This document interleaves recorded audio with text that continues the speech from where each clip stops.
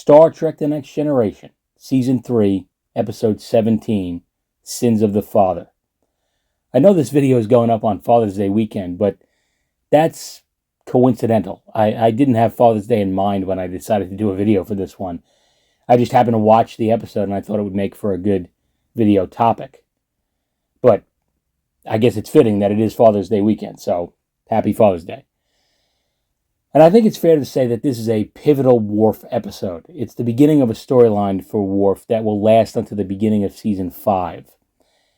It's also the episode that introduces his brother Kurn, played by Tony Todd. And I've always loved Kurn as a character. I don't love what Deep Space Nine did with Kurn, though. That was frankly atrocious. But we'll get to that when we get to that. For now, I think we should just get started with this one. The episode opens with the Enterprise preparing to receive a Klingon officer as part of an exchange program. The officer will serve aboard the Enterprise for a short period of time. In the previous season, Riker served aboard a Klingon bird of prey for a while, so this is like a nice little callback to that event. He beams aboard, and his name is Commander Kurn. He's going to be serving as first officer. He takes his position, and he's pretty strict, to say the least. But at the same time, he's not really unreasonable. Like, he's not that much more strict than Picard. And I'm sure there are a few Starfleet commanding officers who are kind of like this. Captain Jellicoe comes to mind. But the crew has some difficulty adjusting, especially Wesley Crusher, who is very nervous around Kurn, and he even gets yelled at for trying to talk to Data while Kurn is addressing the bridge crew. But not really. Kurn just asks if Wesley has anything he'd like to share with the class, basically. And of course, Wesley says no. I mean, why Wesley was trying to whisper to Data in that moment, I have no idea. I mean, if Riker or Picard was speaking to the entire bridge crew, there's no way he would have done that. All things considered, I think Kurn let him off easy. And in 10 Forward, Riker sits down and talks with Wesley. And when I say he sits down, I mean he sits down using the classic Riker maneuver. And who doesn't love that? And he asks Wesley if there's anything wrong. He can obviously tell that Kurn is ruffling Wesley's feathers. And Wesley says that Kurn just doesn't seem to like him. And maybe that's true. I mean, there's times I don't like you either, Wesley. It's not really that big of a deal. And it's not like Kurn is going to be here all that long. But Geordi, on the other hand, has a much more understandable complaint about Kurn. He tells Riker that Kurn surprised the whole engineering staff with an inspection. And I guess Kurn wasn't too thrilled with what he saw. And Riker responds by saying that his style of command is just different. And that's true. But at the same time, when Riker was aboard the Klingon ship, the crew didn't adjust to accommodate him. He had to adjust to accommodate them. So they both kind of have a point about Kurn. He could stand to lighten up a bit. But at the same time, the crew should just figure out how to keep their head down and do their duty until he leaves. But Geordi also points out that he hasn't been very hard on Worf, the one guy who wouldn't mind it. Kurn has been treating Worf very differently than the rest of the crew.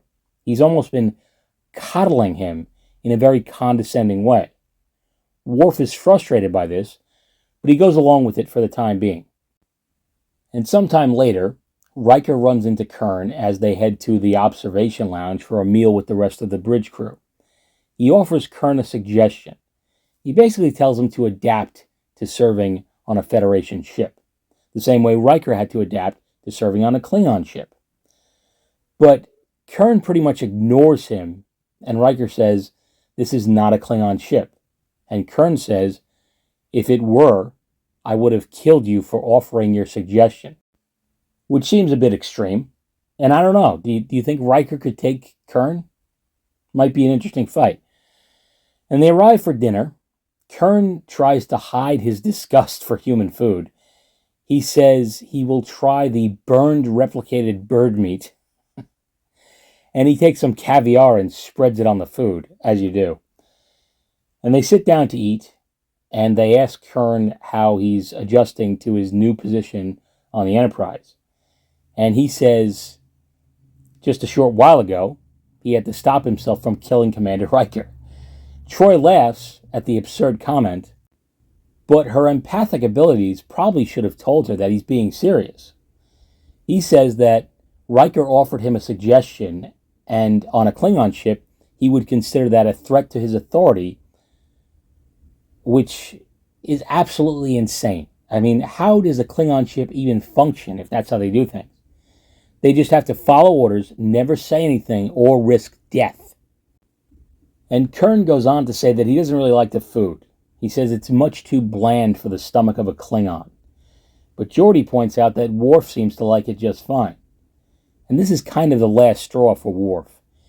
He visits Kurn in his quarters sometime after dinner, and he wants to know why he's been treating him so differently than the rest of the crew. And Kurn doesn't directly answer the question, but he says that this ship is a ship of comfort. It's not the ship of a Klingon warrior. And this nearly leads to a fight. Worf overturns a table, and it seems like they're about to go at it, but Kurn reveals that that's exactly the response he would expect from his older brother. So, obviously Kurn is Worf's brother. This whole thing was a test to see if Worf still follows Klingon belief, despite growing up in the Federation and joining Starfleet. He goes on to explain that he was left behind when Worf and their parents went to the Khitomer outpost where they were killed by a Romulan attack. And the Starfleet officer who rescued Worf was told that he had no living relatives. And I guess Worf wasn't aware that he had a brother, despite being 6 years old at the time of the Khitomer attack. I don't think that's ever made clear. Like why does Worf not know that he had a brother? Like, yeah, they told Sergei Rishenko that Worf had no living relatives, but Worf was still old enough to know that he had a brother and know that he wasn't at Khitomer. So, I don't know. Who knows? Either way, Kurn was raised by a friend of the family, and his true parentage had been kept a secret all these years. And he's come here because the Klingon High Council has judged their father, Moog, to be a traitor to the Empire. Despite being a victim of it himself, he is posthumously accused of aiding and abetting the Romulan attack on the Khitomer outpost. And this is a problem because it means that the family name will be disgraced for 7 generations, which again seems a little nuts. I mean, how do they come up with this number? 7 generations. I mean, that's got to be almost 200 years. It's crazy. So, Worf has to request a leave of absence. He plans to dispute these charges. Picard grants his request, but he insists on being at Worf's side when he makes this challenge. And apparently, challenging this judgment is very dangerous. Worf will need to appoint someone as his Chadich. I'm not exactly sure what that is. It's not exactly a lawyer, because they don't seem to do all that much speaking, but it seems to basically be a personal guard and advocate to defend him when necessary. He offers it to Kurn, and he accepts, but he instructs Kurn to not reveal that he is Worf's brother, basically to protect him in case their challenge fails, because if they fail, Worf will be executed again. It's so extreme. And they arrive on Kronos. And if I'm not mistaken, this is the first time we actually see the Klingon homeworld. It's been mentioned a lot, but this is the first time we actually see it. So that's pretty cool. And they stand before Kimpek, the Chancellor of the High Council. Worf says he's come to challenge the lies that have been spoken about Moog, his father. Duras is also introduced for the first time. He's a member of the High Council, and he's also an asshole. He claims that Worf's father is responsible for the attack, says he collaborated with the Romulans, and he also says that his own father died at Khitomer, and his death must be avenged. And after Duras chastises Worf and even hits him for posing this challenge, they take a short recess before the official proceedings begin. And Picard heads back to the Enterprise and tells Data to research everything he can about the Khitomer attack. Why he didn't ask Data to do this while they were en route to Kronos, I'll never know. But I guess it's better late than never. And on the surface, Kurn gets ambushed by Duras. No idea why he's in this weird Freddy Krueger boiler room corridor alone, but he is. And Duras says he knows that Kurn is Worf's brother, and he wants him to back out now and let Worf stand alone. Kurn, of course, refuses to betray his brother, and Duras says then he will die. And Kurn's stunt double gets attacked by two Duras cronies, and he makes a valiant effort, but eventually one of them stabs him. And I don't know why they didn't just do anything to make sure that he's dead, but they don't. They just leave him there wounded. Eventually he's taken back to the Enterprise for treatment, and Crusher says he's expected to survive, but he obviously can't serve as Worf's Chadich. And Worf says now that Duras knows Kurn's true bloodline, they'll both be executed. And Data finds the specific reason for the charges against Worf's father. Turns out that the Klingon Empire recently captured a Romulan ship that provided new info about the Khitomer attack. It indicates a transmission from the Khitomer outpost to the attacking Romulan ship, and moments later, the outpost's shields went down. But they also find that the logs from Khitomer have several gaps. They've clearly been tampered with. And with Kurn's injury, Worf will now need a new Chadich. He asks Picard to stand with him. Picard is honored, but he says there are much younger and stronger crewmen to choose from. And Worf says, I can think of no one I'd rather have at my side. Picard honors Worf by speaking something in Klingon, and he accepts. And it makes sense. You know, these two guys, as different as they are, have a pretty extraordinary sense of honor. Worf knows this, and that's why he has so much respect for Picard.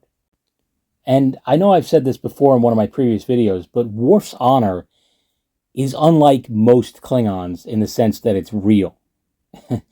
And what I mean by that is when most Klingons talk about honor, they're really talking about appearances and reputation. Standard Klingon honor is really more of a popularity contest. It's about looking strong, looking brave. It's about performing great feats and having songs written about them. But Worf's honor is about doing the right thing even if it means that he looks bad. So in that regard, Worf's honor is much closer to the real definition of honor, which of course Picard also shares. But moving on for now. The challenge proceeds, and Worf introduces Picard as his new Chadich. Duras protests. He says if Picard is to be Chadich, then he must be ready to fight, and that's something that Starfleet does not teach. And Picard fires back by saying, you may test that assumption at your convenience, which is a great line from Picard. But that's another thing.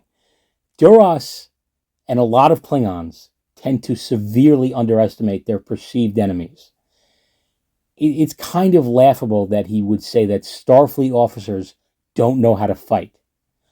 I mean, who's the one guy who has literally kicked more Klingon ass than anyone in the galaxy? James T. Kirk. Legendary Starfleet officer. I mean, towards the end of Kirk's career, he had become so infamous in the Klingon Empire that some Klingon warriors were willing to throw their career away just for the potential glory of killing him. So, Duras is just kind of an idiot, and he will continue to prove that as we go forward. And on the Enterprise, Dr. Crusher, of all people, discovers that Worf was not the only survivor of the attack on Khitomer. A Klingon woman named Kahlest was found with Worf. She was injured, and once she recovered, she returned home. And I said Crusher of all people because I didn't even know she was looking into this. The last time we saw her, she was tending to Kurn's injuries. But I guess she's been doing research as well. In any case, they now have a potential lead if they can speak to this Kahlest. Riker relays this information to Picard and tells him where she lives, which is very conveniently within walking distance right here in the capital city. Picard requests a short recess, and he asks Worf about Kahlest. She was sort of like Worf's nanny. and he thought she died in the attack. Picard says he has to speak with her to find out if she knows anything that might contradict these accusations against Moog. He puts on a disguise and heads to do just that. He meets her, and he asks for help, but she really doesn't want to help. She claims to be dead, says her life ended on Khitomer. Picard asks her if Worf's father was a traitor. She firmly says no. She says that Moog suspected there was a traitor, and he went to Khitomer to try to find out who it was, but he never did. Or if he did find out, he never told Kahlest. And I have no idea why Moog brought his wife and young son on this mission, but he did. And Kahlest feels that she said all she can say and basically tells Picard to get out.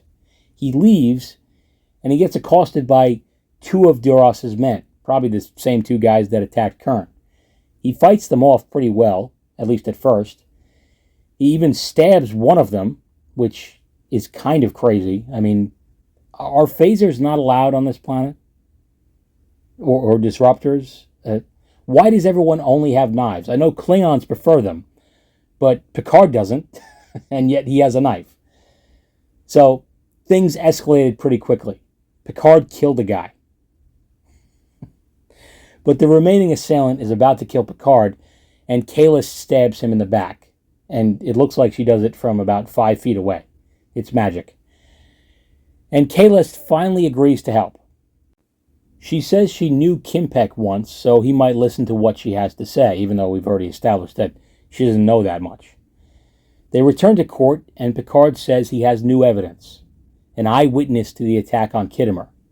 Picard, Worf, Kahlest, Kimpek, and Duras meet in private, and Duras is anxious to know exactly what Kahlest knows. But Picard points out that, according to Klingon law, evidence must be presented in open court. And Duras, being the fool that he is, just blurts out that she will die before she gives any evidence.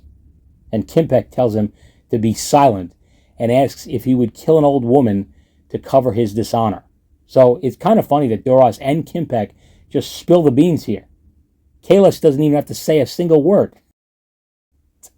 So with this revelation, Kimpek tells Kahlest that she may go. And he also says that it's good to see her again. And she says, "You're still fat, Kimpek."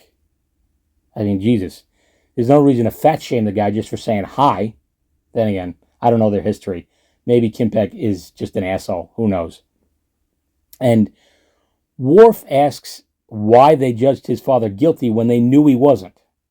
Kimpek says someone had to be blamed. When they captured the Romulan ship, they learned about the treachery, but only the Council knew who sent the transmission. It was Duras's father. But he's from a powerful family, and if the truth were known, it would start a civil war. But why is that? I get that Duras has a lot of people who are loyal to him, but why? What makes his family so special? Are they rich? Klingons don't seem to value money. In fact, I don't think I've ever heard anything about Klingon economics. Not that Federation economics is crystal clear either, but this is not exactly the Ferengi alliance we're talking about here. So why do so many Klingons stay loyal to Duras and his father? And would they still be loyal if they knew the truth about what his father did? I mean, I guess a lot of them would dismiss it as a lie, but I don't know. If there's one thing this episode has firmly established, it's that being a traitor to the Klingon Empire is a big deal.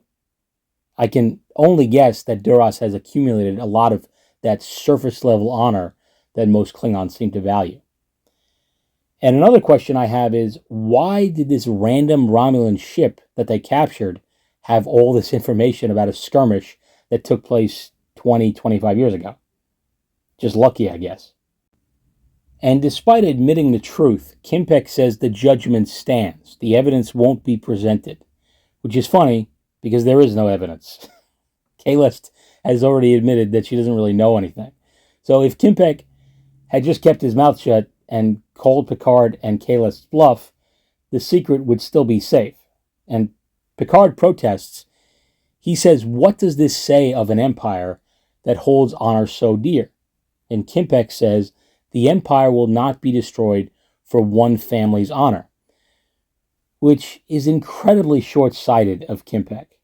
He knows that Duras' father was a traitor. He also knows that Duras himself is a sniveling scumbag. This Duras problem is not going away. It's like an infection on the body of the empire. You can either ignore it until it kills you, or you can deal with it now. Obviously, Kimpek is far more comfortable with the status quo. And Kimpek says that both Worf and his brother must be condemned to death. And Worf is willing to die for the Empire.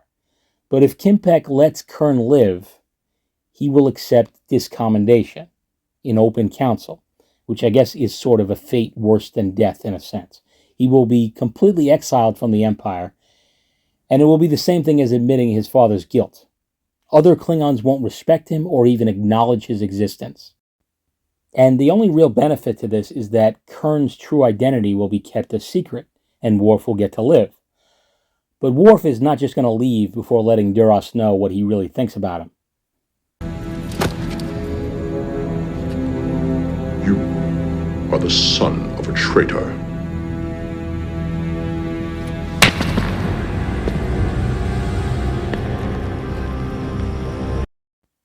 So that's nice. And I like how Kimpek is just nodding like, yeah, I don't like that guy either. And in open court, Worf accepts his discommendation. And a bunch of Klingons turn their backs on him in very dramatic fashion. I'm assuming this is the High Council, but that's not stated outright. And we know that women can't serve on the council, so and there are obviously women here, so I don't know. Maybe they're just there to be witnesses to this? Who knows? And Kurn is forced to turn his back on his brother as well. And Picard and Worf leave, and the episode ends. The Klingons just stand there in this reverse circle jerk for who knows how long. Some legends say they're still there. And that's the episode. Overall, really solid. I really like this episode. It really does a lot to kind of flesh out Klingons as a society, how their laws work, and it sets up a number of future episodes involving Worf. And Duras is just kind of a funny character to me. He comes off as just a loudmouth idiot. I mean, he might have been able to get away with killing Kurn, but how exactly was he going to get away with killing Picard? Did he think that he could kill Captain Picard in the streets of the Klingon capital and the Federation would have no questions? Apparently. And I guess I can take him seriously as a villain, but it's hard to imagine how Duras has maintained such power within the Empire. His sisters, Lursa and Batur, are a little smarter and much more interesting as villains to me. And we know that their father was a traitor, but it's never made clear what his motives were. That's never known as far as I'm aware. I'd love to know what the Romulans promised him in exchange for this betrayal. And obviously they never planned to keep their word since he was killed at Khitomer. So really, Duras and his dad are just a couple of chumps. And we'll see a lot more of that in the next episode that Duras appears in. But we'll get to that when we get to that. And this is an episode that does a lot for Worf as well. As I said, unlike most Klingons, Worf has a true sense of honor. He does the right thing even when it makes him look bad. I've said this before as well, but I kind of compare Worf to Ned Stark from Game of Thrones. That was a guy who told honorable lies. He accepted Jon Snow as his bastard son, labeling himself an adulterer, and he does this to protect him. He also admits to treason, even though he's not guilty, in order to protect his family, and possibly prevent a war. And that's basically what Worf does here. Although Ned Stark was obviously a much, much better father than Worf. But I still think there's only a few Klingons who would really do something like this. Because how you're remembered is very important in Klingon society. They aren't afraid of death, but they are very afraid of dying in disgrace. And to be fair, maybe this really only applies to Klingons in politics, and it just seems like it's most Klingons because political Klingons are usually the only ones that we see. Who knows? That's enough speculating, though. I think I've said enough about this one. Happy Father's Day, and let me know what you think of this episode. And until next time, take it easy. Then you must be ready to fight. Something Starfleet does not teach you. You may test that assumption at your convenience.